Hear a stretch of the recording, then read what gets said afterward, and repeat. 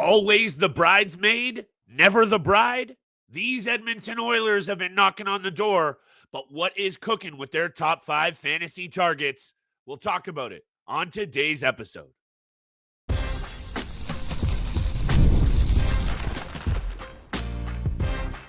You're Locked On Fantasy Hockey, your daily podcast on fantasy hockey. Part of the Locked On Podcast Network, your team every day.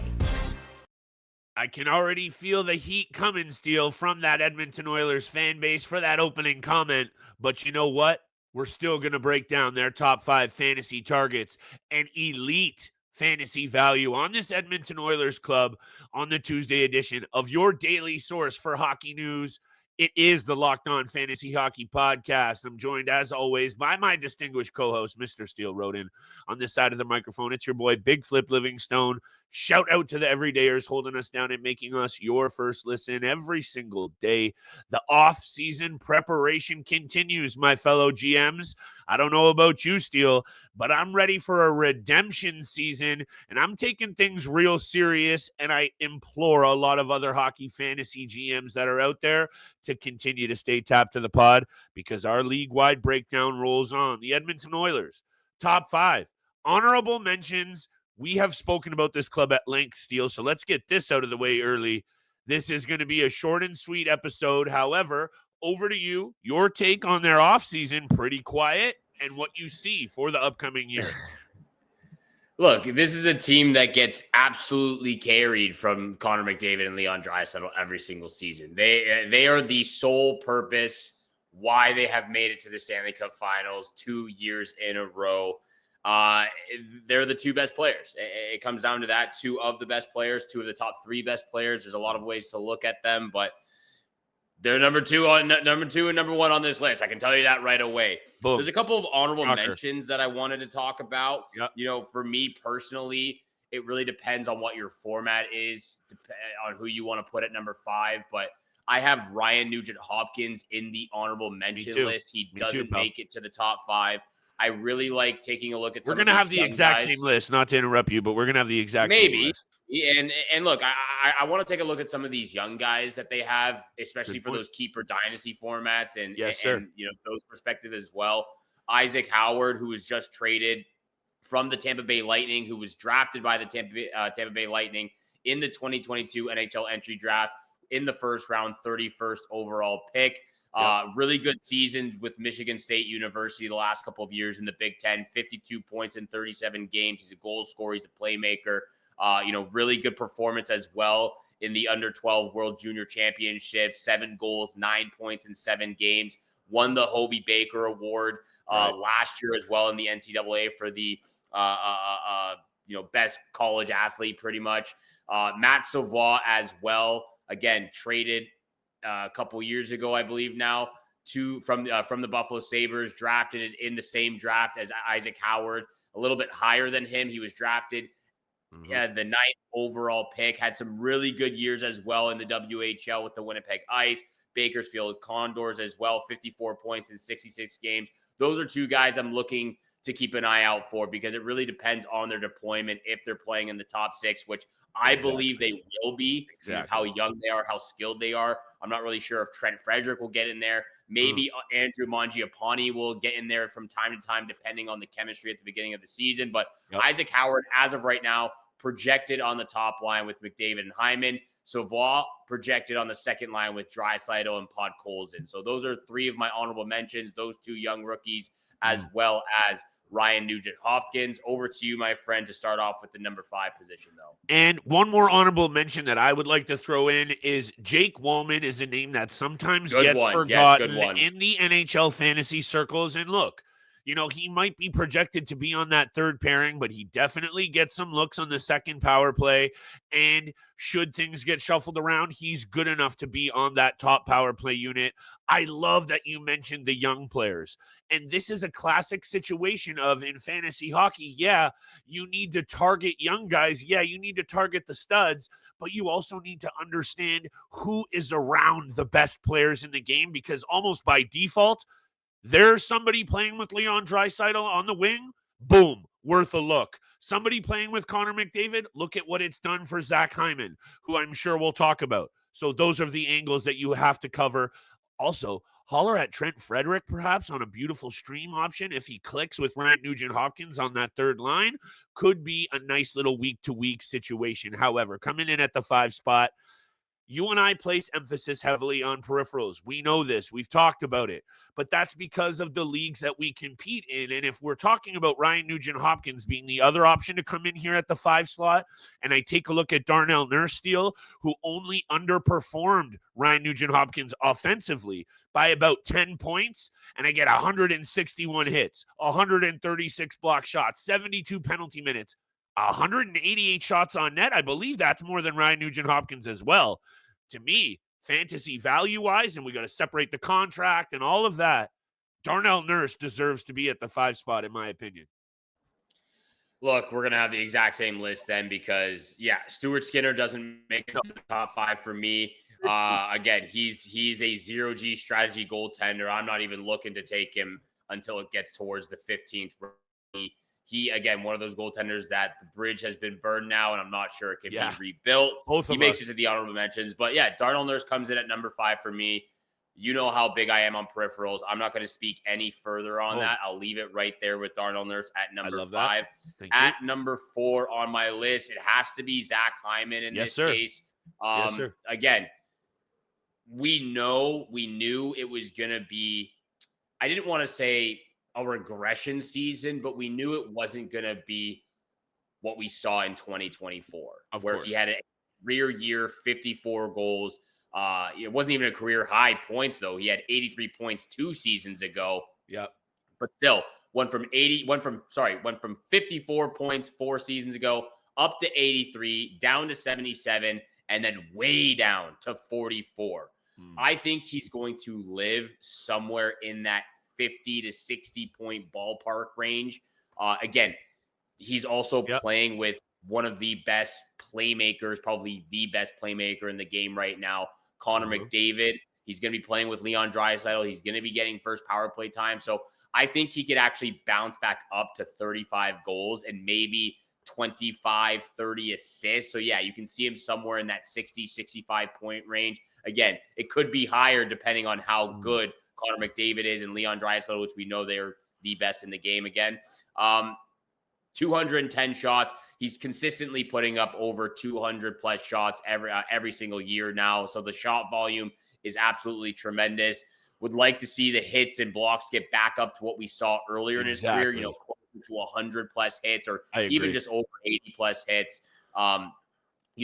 Add some penalty minutes in there. Power play production is really good as well. Shooting percentage went from 18.6 down to 13. So again, there's a lot of variables with this player, but we know he's not one of the most skilled guys in the NHL. He just works his tail off. Yes. He's going to provide a lot of production for you just by sheer willpower. And that's where his superpower comes in really much is his determination and will to get the job done and be the grinder, be the guy in the corners fighting in front of the net on a nightly basis. So Zach Hyman for me comes in at number 4. And let's not forget the caveat of the injury that he is still dealing with. I believe it's a wrist injury.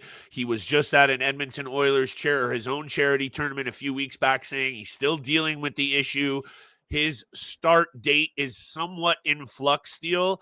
I would say, though, it sounds like he's not going to miss too much time, but this is a classic case of a situation where you do not want to be that GM on draft night who doesn't have the updated injury status. So Zach Hyman comes in at 4 for sure.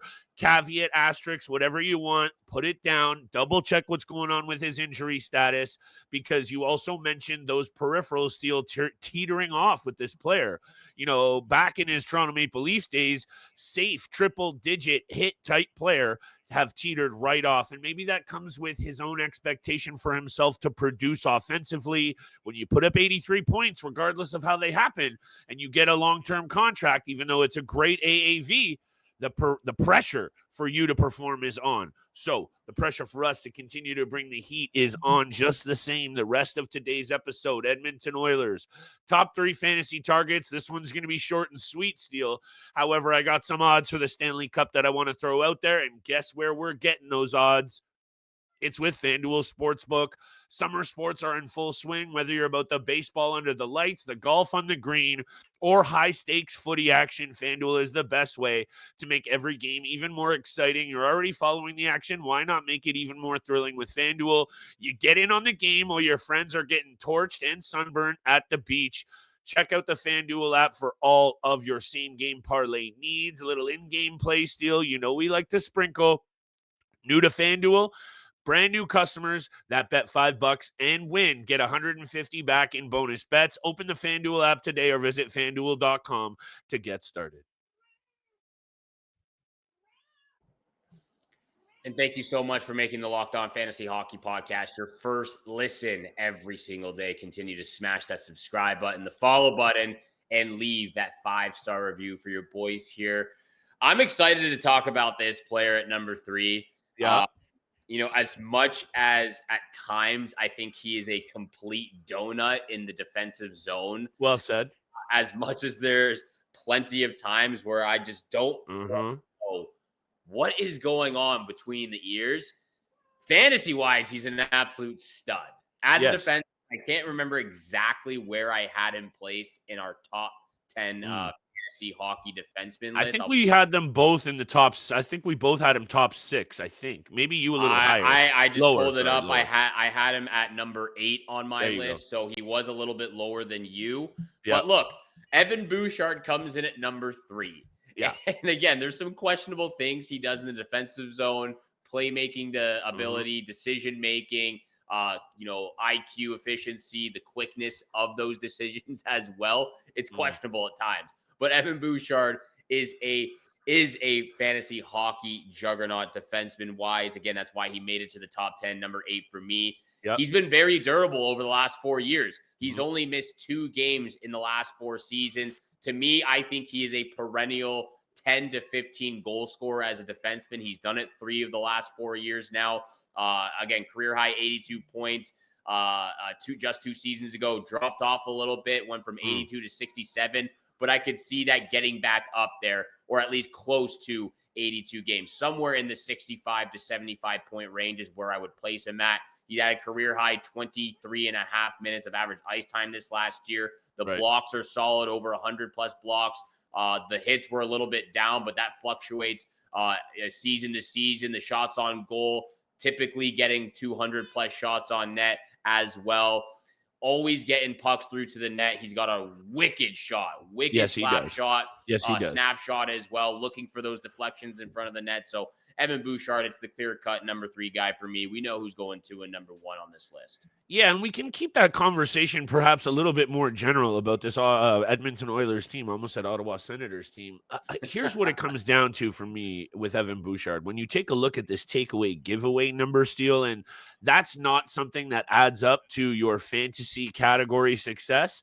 But if you're talking about a player that's as important to this team as Evan Bouchard, and now you see his minutes up well over 23, a career high as well, as in it's actually on the ice every single night, and he's logging a ton of minutes, 55 takeaways to 128 giveaways is really bad.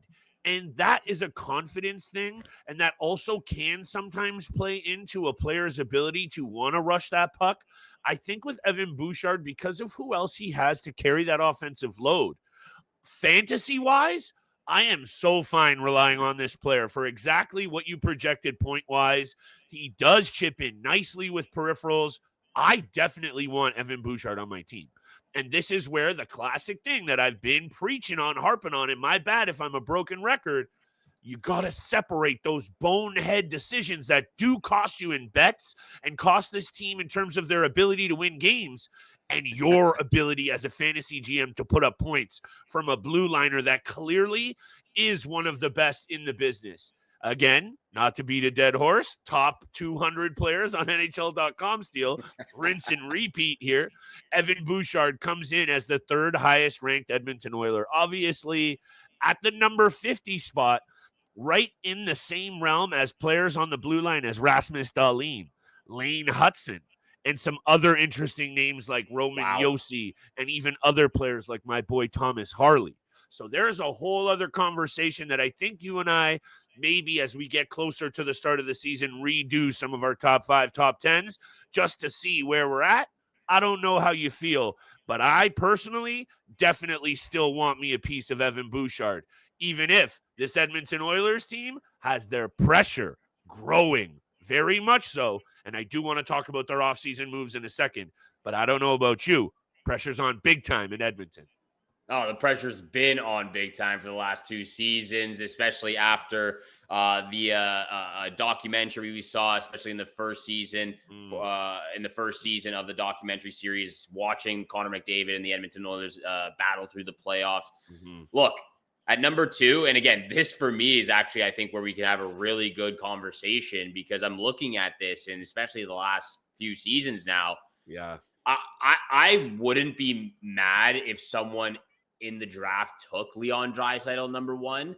I actually think he could go number 1. And again, there's 3 players that come to mind. It's Connor McDavid, Nathan McKinnon, and Leon Draisaitl. Those are the 3 guys who I believe should be going top 3, and you could interchange them, taking them first overall in your draft. Leon Draisaitl, again, he comes in at number 2 on this list for me. But Leon Draisaitl is probably the best goal scorer in the game right now. And, I still think David Pasternak's up there. I still think Austin Matthews is up there. Alex Ovechkin last year was phenomenal to watch. Sure. But Leon Draisaitl, the last 4 years especially, he's had 3 seasons of 50-plus goal years. He's had 4 straight seasons of 100-plus points. He's actually done that 6 times throughout his career so far as well. He's a point-per-game player. He's a juggernaut on the power play, on special teams. He is a clutch machine. 11 game-winning goals. 7 game-winning goals the year prior to that. The 2 seasons prior to that, 11 game-winning goals. 11 game-winning goals. 10 game-winning goals. He is the pure definition of clutch sharpshooter when it comes down to it. Game-winning goals after game-winning goals. He has a ton of shot volume as well. This is, 7 straight seasons now of 200-plus shots on net.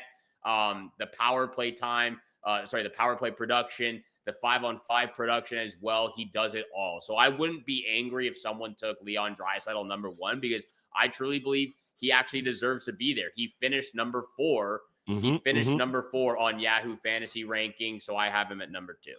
Totally, Steele. This is one of those situations that, considering what you and I do on this podcast, shout out to both you and I, if I could just pump us up for a second, we have to repeatedly talk about the best players in the game and the best teams in the game. And yeah, I make the joke about the bridesmaid and never the bride. The Edmonton Oilers have been right there. Did they get dismantled this year by the Florida Panthers? Yes, they did. And that leaves a lot of questions to be answered. And does that necessarily immediately play into fantasy value? No, but we've also seen this team go very streaky during the regular season. Connor McDavid has dealt with some injuries. I still obviously agree with you 100% in terms of these are the best options in fantasy hockey, not some of the best, along with Nathan McKinnon. Totally agree. Those are your top 3 guys off of every single board. The offseason is concerning, especially when you look at how they were able to hang in there in the postseason. Corey Perry was huge. Connor Brown, even John Klingberg, all fantasy peripheral streams. Maybe, you add them on the waiver wire in a need, but that is going to affect the depth of this club. And we talked about the youth, and it's attractive to get a fantasy piece like them who might explode. But that to me makes this situation, Steele, very, very risky for a team who's also headed into the season at this point with your boy Stu Skinner and Calvin Pickard. This could go south in a hurry is what I'm trying to get at here. And what I would also just leave it at with Connor McDavid and Leon Draisaitl. First with Draisaitl, you mentioned how clutch he is. How about 141 points in 96 postseason games as well? Stud. Absolutely sensational. And when you compare that to McDavid, you look at his postseason numbers that are even better. What is this team doing with not surrounding them with a little bit better of a supporting cast? I would be pulling whatever hair out that I have, Steele. And your boy's starting to get a little thin up top. if I was an Edmonton Oilers fan, because Connor McDavid's contract situation continues to loom, and we haven't even spoken about that yet. Well, hopefully that's what Howard and Savoie will bring to the table this season for the Edmonton Oilers. When we come back after the break, it's all Connor McJesus, baby. Number 1 on the list, number 1 in Flip's heart. Connor McDavid coming up after the break.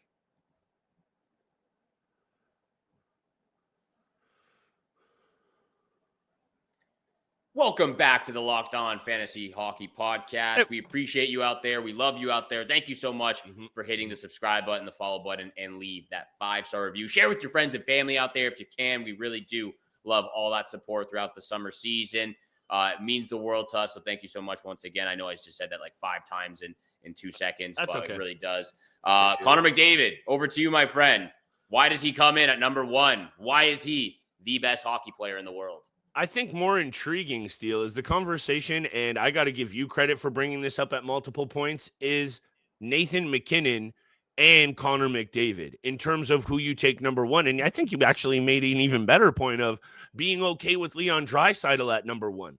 Let's also remember, though, that last season, Connor McDavid put up 100 points in only 67 games. So what I would say about why he is still my number 1 choice, if I have the number 1 pick, Steele, and I'm not just saying this because we're talking about it, if our draft starts 5 minutes from now, I'm still personally taking Connor McDavid first overall. And I'm not going to, we don't need to hate on the other decisions. That's just me and my take.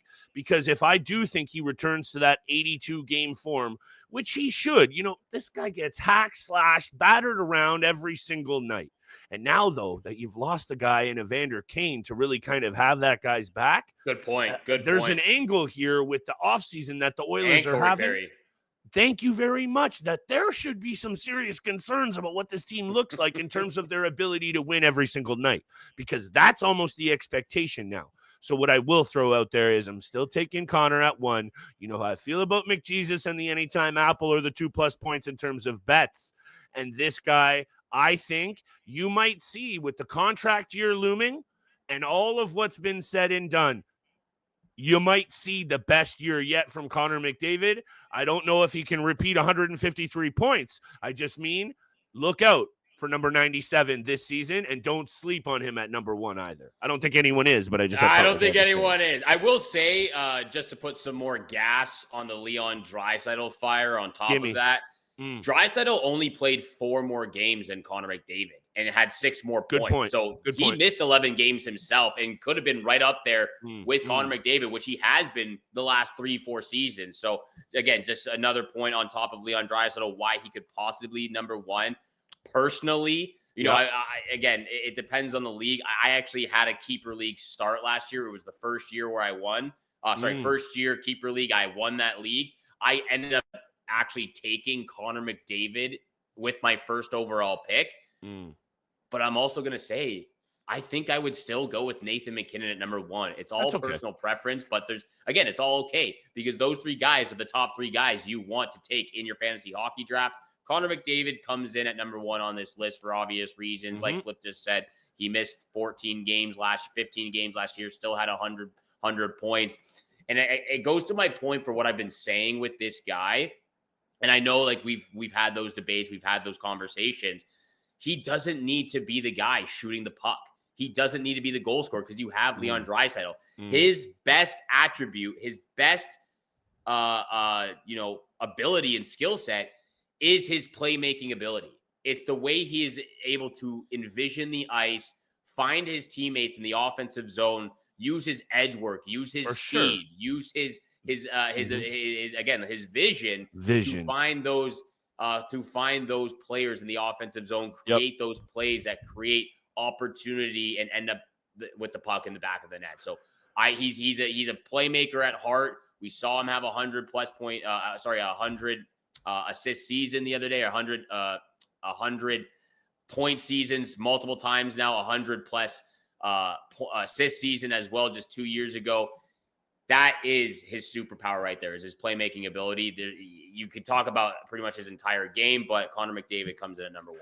And let's just throw a little cherry on top before we get a little too sloppy here. Carolina Hurricanes, Steele, do you think they deserve to be plus 700 and tied with the Stanley Cup two-time champs as the favorites right now? Because at plus 850, along with the Golden Knights, you find the Edmonton Oilers, which I think these odds are much more of an intriguing thing from you and I because we're betting degenerates. But when I see the Carolina Hurricanes as the favorite, I understand it. The Edmonton Oilers should still be respected as a team that should be there standing at the end of the year. We stayed away from the goaltending discussion because I think perhaps we've talked about that the most. There's some question marks for this team headed into next season. Let's see how they shake out. We'll have you covered on all of it. Are you telling me the Florida Panthers aren't the favorite? They're tied with the Hurricanes at plus 700, which I find to be somewhat disrespectful because, in my opinion, I would still take Florida all day. Oh, it's disrespectful. It's also the strangest thing. What if the Carolina Hurricanes prove to be? Thank you very much. Odds? It makes no sense. But we'll continue to make sense on this Locked On Fantasy Hockey podcast, breaking down the top 10 remaining teams in the NHL with the top 5 targets. Thank you so much for making us your first listen every single day. For your second listen, check out the Locked On NHL podcast because the summer season never ends. They're bringing you the daily wide stories that you need to capture those titles. And of course, all the league-wide stories you need for your fantasy hockey teams, which we do on this podcast. Thank you so much. And we shall see you back here again tomorrow. Peace.